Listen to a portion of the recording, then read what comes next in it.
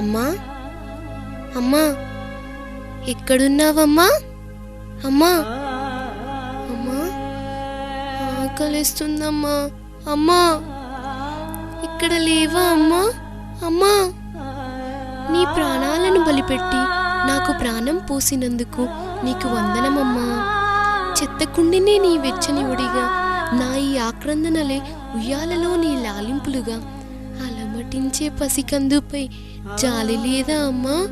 అమ్మా ప్రపంచంలో అమ్మా అనే పదానికి అర్థం ఇదేనా అమ్మా? అమ్మా నీ ప్రేగు తెంచుకు పుట్టిన నన్ను మట్టిపాలు చెయ్యడానికి నీకు చేతులు ఎలా వచ్చాయమ్మా? అమ్మా దోమ కుడితే భరించలేనిది మాతృ హృదయం కదా. కుక్కలకు పందులకు నన్ను ఆహారం చేయడానికి నీ మనసెలా ఒప్పిందమ్మా?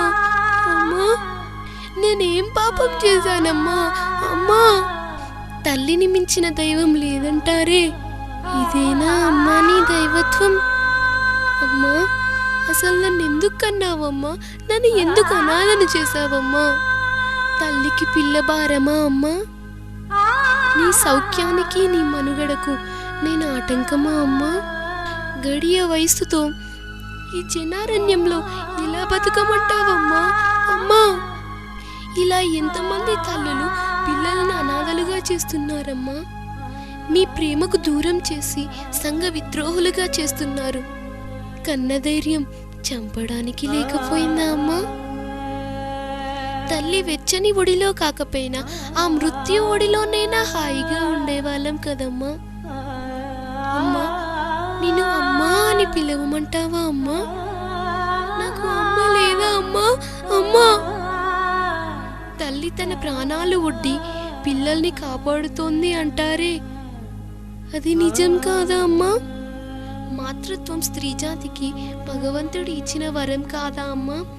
నీలాంటి వారు ఆ దైవత్వానికి కలంకం కాదా అమ్మా? నన్ను పారేయకమ్మా, నేను అయ్యేసినవుతానమ్మా. చేసింది పాపమే అయినా ధైర్యంగా నిలబడండి. మమ్మల్ని బతికించండి. మాకు జీవించే హక్కు ఉంది. మీకు పెంచి పోషించే బాధ్యత ఉంది. అమ్మా రామ్మా, ఆకలవుతుందమ్మా, భయం వేస్తుందమ్మా, నిద్ర వస్తుందమ్మా. అమ్మా రామ్మా, భగవంతుడా నా దైవాన్ని నాకు చూపించవు. అమ్మా అమ్మా